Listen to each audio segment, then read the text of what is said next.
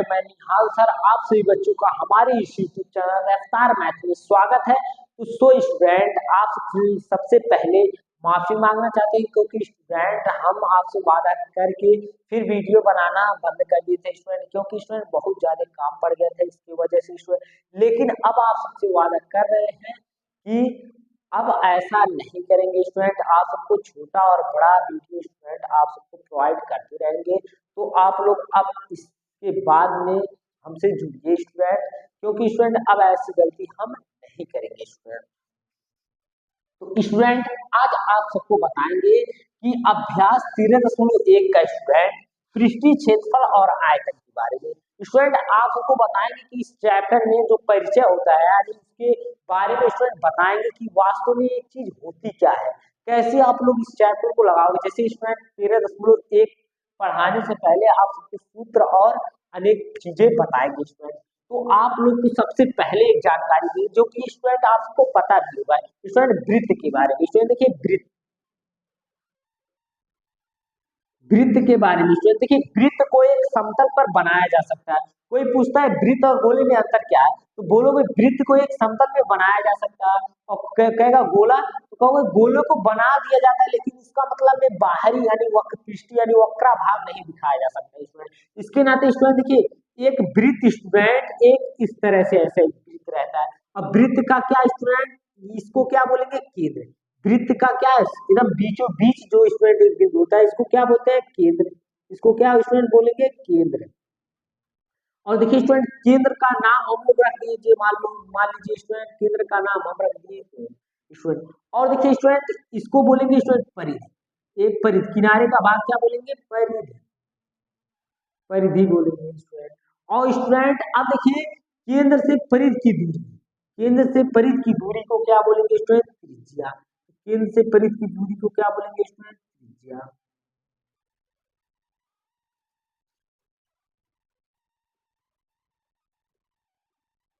अब स्टूडेंट देखिए यहाँ पे परिधि से परिधि की दूरी और स्टूडेंट जो कि केंद्र से होता हुआ जाए इसको क्या बोलते हैं स्टूडेंट व्यास। इसको क्या बोलेंगे व्यास। इसी इसी को स्टूडेंट कहते हैं स्टूडेंट, इसको क्या बोलेंगे स्टूडेंट व्यास। इसको क्या बोलेंगे व्यास। अब स्टूडेंट परिधि से परिधि की दूरी, परिधि से परिधि की दूरी को बोलेंगे स्टूडेंट जीवा। और स्टूडेंट इसको क्या बोलेंगे जीवा। और स्टूडेंट जीवा देखिए स्टूडेंट जीवा है तो परिधि से परिधि की दूरी, लेकिन कभी भी स्टूडेंट जब भी परिधि से परिधि की दूरी जो कि केंद्र से होते हुए जाए उसको बोलेंगे व्यास। अब सबका स्टूडेंट नाम दे रहे हैं, मान लीजिए यहाँ पे स्टूडेंट ए बिंदु है, बी बिंदु है, सी बिंदु है, डी बिंदु है, ई बिंदु।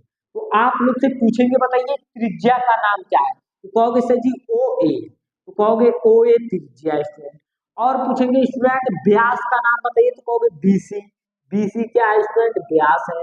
बीसी क्या है स्टूडेंट व्यास है। कहेंगे स्टूडेंट जीवा का नाम बताइए, तो बोलोगे डीई। डीई क्या है स्टूडेंट जीवा है। और स्टूडेंट परिधि तो पूरा सर्किल तो परिधि है स्टूडेंट।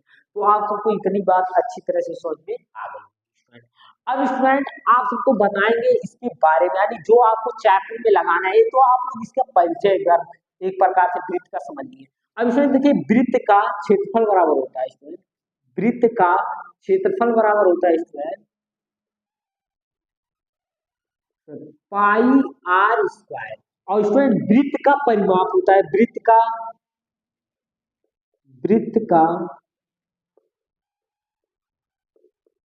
स्टूडेंट कोई पूछेगा वृत्त का परिमाप या पूछेगा परिधि।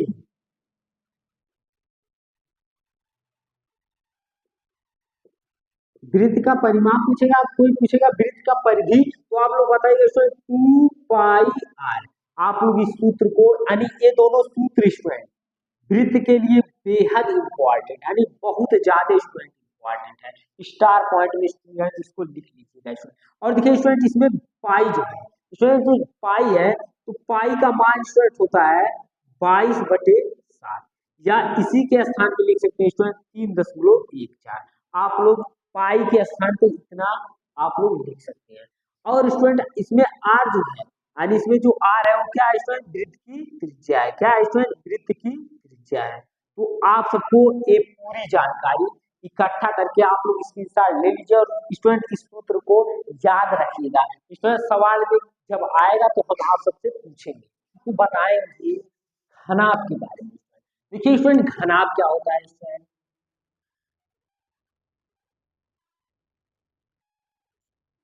स्टूडेंट ये भी सूत्र आप सबके लिए बहुत ही इंपॉर्टेंट हुआ है। स्टूडेंट देखिए घनाभ इस तरह से रहता है, स्टूडेंट घनाभ को अगर बनाएंगे तो ऐसा कोई डायग्राम रहता है। घनाभ स्टूडेंट 6 आयत से मिलके बना होता है। कितने आयत से? 6 आयत से मिलके बना होता है स्टूडेंट। तो घनाभ का आकृति कुछ ऐसे रहेगा स्टूडेंट।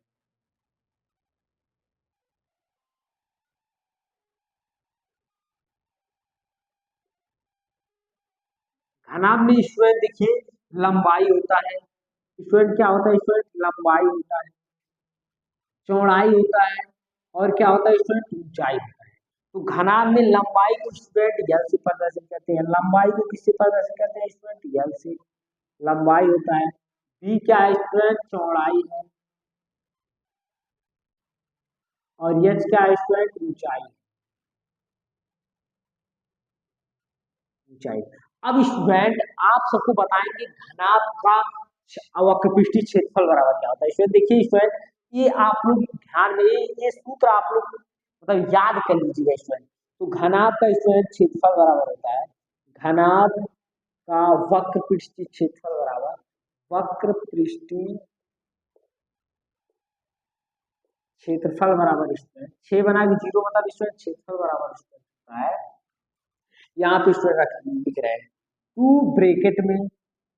अब देखिए स्टूडेंट यल गुणे सूत्र बनाना सिखा रहे हैं, यल गुणे स्टूडेंट, उसके बाद प्लस बी गुणे एच। क्या स्टूडेंट? बी गुणे, गुणे का चिन्ह नहीं लगाएंगे स्टूडेंट, लेकिन यहाँ पे बी गुणे कितना? एच। फिर प्लस स्टूडेंट एच गुणे यल, कितना स्टूडेंट? एच गुणे यल। आप लोग यहाँ पे जो इंटू लगाए हैं यहाँ पे कुछ भी नहीं लगाए, यहाँ पे ऐसे इंटू ऐसे ऐसे अगर लगा सकते तो लगा दीजिए पूरा। तो यानी इसका मतलब होता है इसे गुणा, आप लोग गुणा करिएगा, उसके बाद फिर लास्ट में 2 से गुणा करिए। तो घनाभ का वक्रपृष्ठीय क्षेत्रफल बराबर अगर कोई आपसे पूछेगा तो बताइएगा 2 ब्रैकेट में L into B plus B into H plus H into L. ये आप लोग इस सूत्र को बताएंगे तो वो बहुत ही व्यक्ति खुश होगा। और आप लोग स्टूडेंट इसके बारे में जान लीजिए, तो घनाभ का आयतन बराबर स्टूडेंट होता है, घनाभ का आयतन बराबर होता है स्टूडेंट, आयतन बराबर होता है स्टूडेंट लंबाई को यल गुणे चौड़ाई गुणे ऊंचाई। स्टूडेंट घनाभ का आयतन बराबर लंबाई गुणे चौड़ाई गुणे ऊंचाई। स्टूडेंट अब आपको बताएंगे घन के बारे में स्टूडेंट, किसके बारे में? घन के बारे में। तो घन स्टूडेंट घन की सभी भुजाएं बराबर होती है।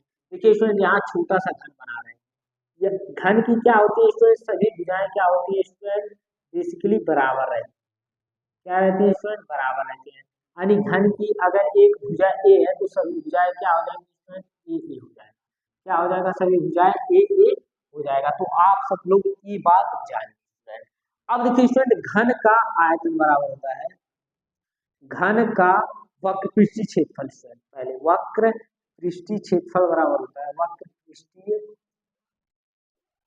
क्षेत्रफल बराबर होता है स्टूडेंट 6a²। 6a² का क्या मतलब होता है स्टूडेंट? 6 गुणे भुजा स्क्वायर, यानी 6 फलक है तो 6 फलकों का स्क्वायर। और देखिए स्टूडेंट ये जो घनाभ है ये घनाभ 6 आयत से मिलकर बना है। कितने आयत से स्टूडेंट? 6 आयत से मिलकर बना है। कितने आयत से? 6 आयत से मिलकर बना है। और ये 6 वर्ग से मिलकर बना है। ये आयत से मिलकर बना है और एक किससे मिलकर बना है? 6 वर्ग से मिलकर बना है। ये बात आप लोग ध्यान में रखिएगा इसमें। इसी के नाते यहाँ पे घन का वक्रपृष्ठीय क्षेत्रफल बराबर हो जा रहा है इसमें 6a²। अब इसमें देखिए घन का आयतन बराबर होता है, तो घन का आयतन बराबर होता है स्टूडेंट ए क्यूब, मतलब क्या स्टूडेंट? भुजा की। क्या होता है स्टूडेंट? स्टूडेंट भुजा की। आप लोग इस तरह से इसका स्क्रीनशॉट ले लीजिए और आप लोग इसको बेहतरीन ढंग से याद कर लीजिएगा स्टूडेंट, और जिससे कि हम जो सवाल करवाएंगे उसमें पूछेंगे स्टूडेंट। आप लोग कमेंट कीजिएगा, ठीक है स्टूडेंट। तो आप सबको अगर ये वीडियो पसंद आया होगा तो कृपया चैनल को लाइक, सब्सक्राइब एवं शेयर जरूर कीजिएगा स्टूडेंट।